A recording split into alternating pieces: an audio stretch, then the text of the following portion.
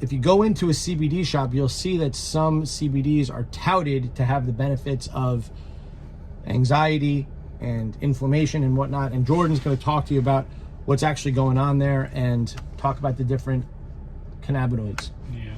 So CBD and THC are like obviously the two big cannabinoids that most people have heard of at some point. CBD's been huge recently, obviously, and that's been shown to be beneficial for sleep, anxiety, and inflammation, as you were talking about.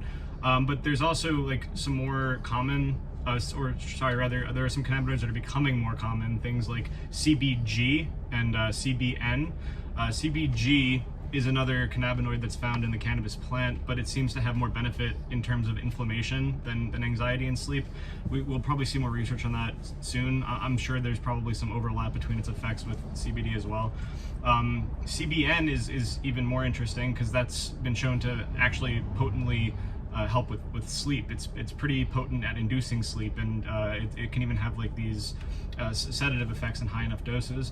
CBN is it's not actually found, it's not produced, I should say, by the cannabis plant. It's actually formed by the breakdown of cannabinoids in the cannabis plant.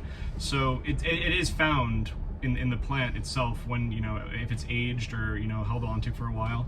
But I think you'll see more research on that recently because it's one of the more beneficial cannabinoids for sleep. There's also other ones like CBC, cannabichromine. There's CBT. There's a bunch of them, and there's like hundreds and hundreds of them, and we're gonna have to do a lot of studies on them to see what all their pharmacological effects are, see what they have benefit in. But the big ones that you're gonna see a lot more talked about, I think, are CBG, CBN, and CBD. And just one more time: CBN for sleep, CBG for inflammation, CBD is more for what Mike was talking about, that there's some benefit to possibly sleep, possibly inflammation, and as well as pre and post-traumatic stress to the brain, trauma to the brain. And also, I don't know if you talked about it at all, but for and also seizures. Yeah, that's what I was about to say that. Yeah, seizures.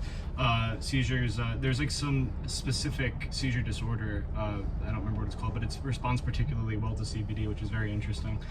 Are there any other cannabinoids you want to talk about? Well, why don't you talk about the THC? Yeah, the Delta 8. Yeah. So this is a more recent cannabinoid that's been sold even since before cannabis was legalized in New Jersey. It's called Delta 8 THC, which is just something called an isomer of Delta 9 THC, which is the more common form that most people have heard of before. That's what most people mean when they just say THC. And it's a slightly different molecule. It's different based on just where the atoms are placed. That's what an isomer means, even though it has the same number of atoms and the same types of atoms.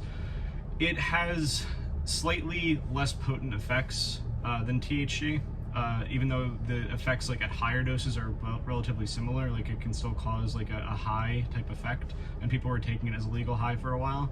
But if you use it at low doses, you can get some of the benefit of the THC probably without as significant of a psychological effect as the THC, the Delta 9 THC has, I should say. Are there any like known health benefits to it?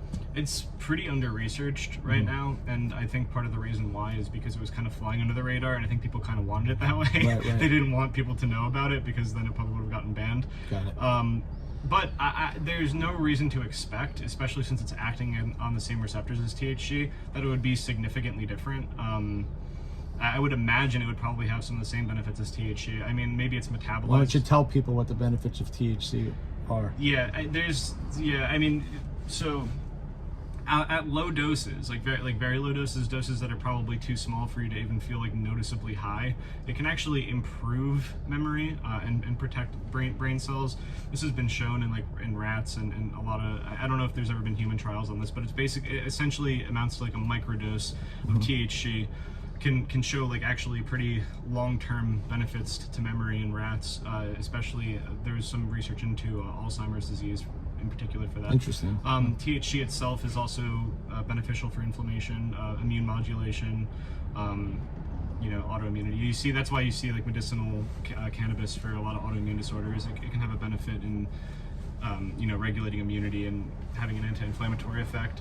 Why don't you talk a little bit about, I think a lot of people hear like cannabis and they think like, oh my God, it's a drug and it's so bad for you. But why don't you talk about the fact that in our brain there's cannabinoid receptors, which would suggest that we've been ingesting this stuff for tens of thousands, if not hundreds of thousands of years. And to be honest with you guys, I've never smoked weed once in my life. I've been very forward about my drug use, the fact that I've used high dose mushrooms 7 times in my life. I have no reason to lie.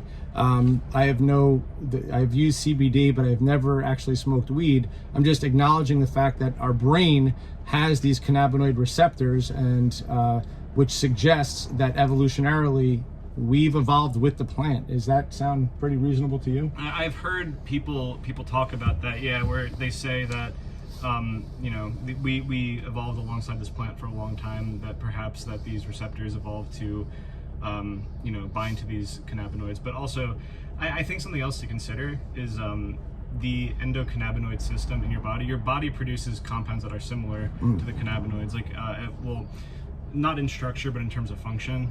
Like something, anandamide is one of them, which actually comes from I think it's Sanskrit, meaning joy, ananda. Ananda, ananda. So anandamide, which is an endogenous cannabinoid. There's oleamide, which is an endogenous cannabinoid, and these endogenous cannabinoids have similar functions to what the cannabinoids in cannabis would do. They're not similar in structure, and obviously I don't think you would get like high if you took like a huge dose of either of those, but right. They would definitely have similar effects. So these compounds are working on in a pretty ancient system, a system that's been around for a long time, a system that we know has benefits for immunity, for inflammation, for mental health. It's not doing anything crazy. It's not not being metabolized into something that's going to kill you. It's not even activating these receptors isn't going to kill you.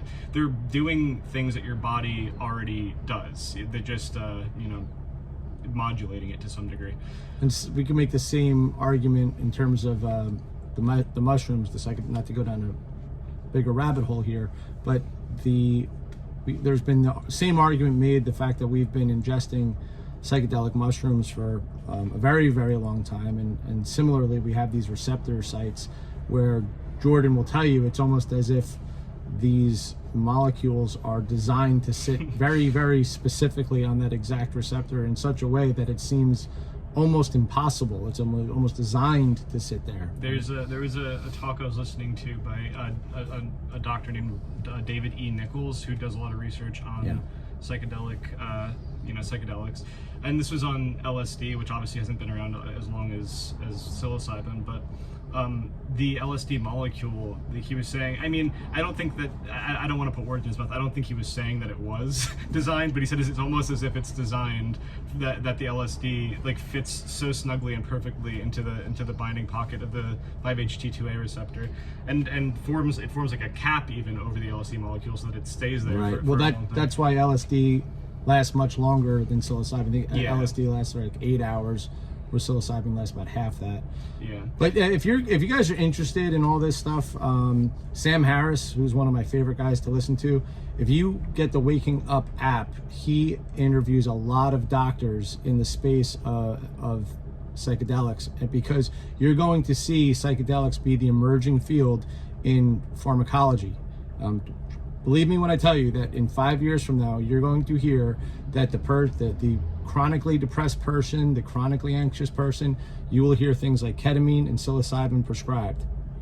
I promise you that. I'm well invested in many of those companies right now who are doing that research. Yeah, and in fact, like there's a company that I don't remember, I think it's Janssen Pharmaceuticals, already has ketamine on the market for depression. It's called Spravato. It's S-ketamine. So does Johnson & Johnson. Yeah.